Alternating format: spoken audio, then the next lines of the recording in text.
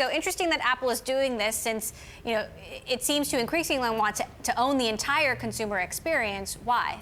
This is a market, I think, which has increasingly become a commodity. If you sign up for a Comcast connection somewhere, you'll be getting your router delivered for you. It's therefore not somewhere where they can probably get a massive return. It costs money, of course, to develop this stuff, and so it's not a product I think that a lot of people are going for. So does it mean there'll be significant amounts of resources diverted to other things? Probably not. But equally, if you look at what other competitors are doing now, Amazon builds routers into some of its Echo-type devices, and so you might imagine those sort of people are going to work on the rumored equivalent that Apple has.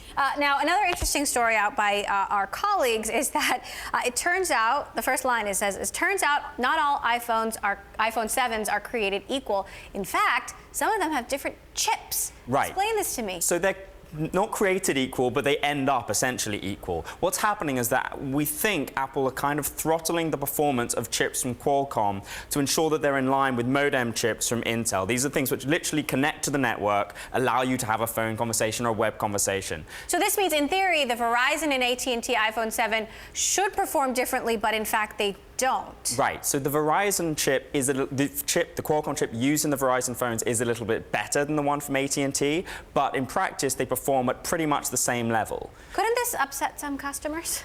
Well, probably not the customers themselves, not you or me, because we're getting the same performance. But it means that the iPhone potentially is not as fast as other handset makers who are using only Qualcomm chips, not ones from Intel, and therefore it's a play by Apple to manage their supply chain effectively. Now, last thing I want to talk to you, everyone's questioning the future under President-elect Trump, what that will be like. Of course, he has talked a lot about Apple bringing jobs back to the United States. People have told me it's very unlikely iPhones would ever be manufactured here.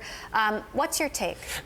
There are three things to this. On the one hand, manufacturing costs in China are infinitely cheaper, 10 times cheaper for a manufacturing position per hour. Secondly, if there was manufacturing itself to come back, it probably wouldn't create a lot of jobs because automation is so much better than it was in the days of yore.